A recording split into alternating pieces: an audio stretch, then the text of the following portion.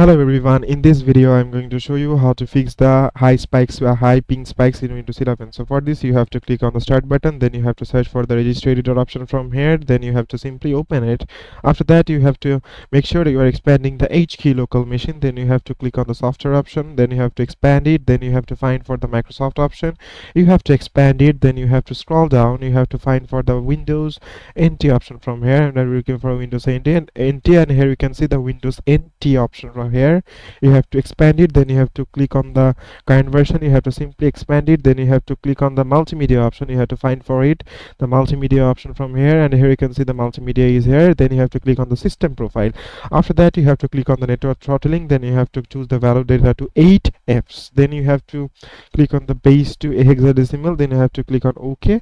After that you have to close this window, then you have to click on the start button option from here. Then here what you need to do is go to the services option from here, and here if you click on the services option it will take a couple of seconds to get loaded. Then you have to find out the WLAN auto config option from here, and we're looking for the WLAN auto config, and here you can see you got the WLAN auto config. You have to simply click on it and make sure the startup type is set to automatic, then the service status is set to running, then you have to click on apply, then you have to click on OK.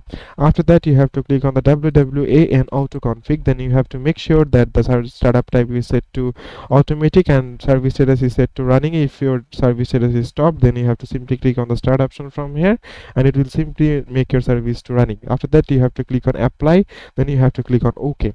After that you have to simply close this window, then you have to click on the start button, then you have to search for the CMG here, I mean the command prompt, and run here and choose the run as administrator.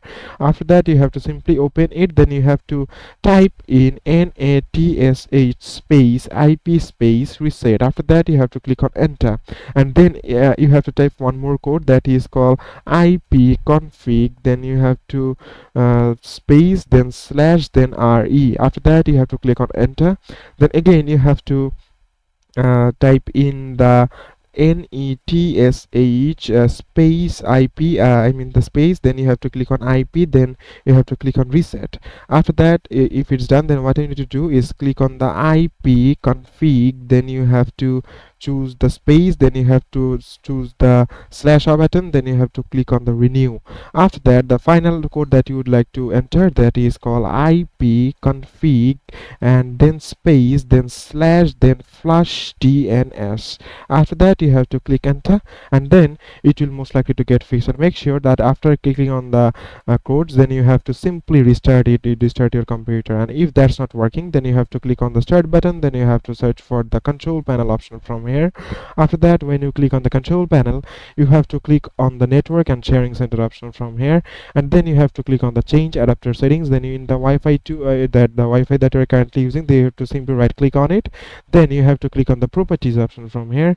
After that you have to choose the internet protocol version option from here, then here you have to choose the properties, and make sure that you are choosing the use the following DNS server address. Then here you have to type 1111, and in the alternate DNS server you have to type in 1001. After that you have to click on OK, and then you have to simply close the window. Then you have to click on the if that's not working, then you have to click on the click on this place again and click on the properties and choose the obtain DNS server address automatically. Then you have to simply choose it, then you have to click on OK. After that, if that's not fixing, then what you can obviously do is connect your Ethernet with your computer or device, then it will most likely to get fixed. So it is as simple as that, guys. Thank you very much for watching this video.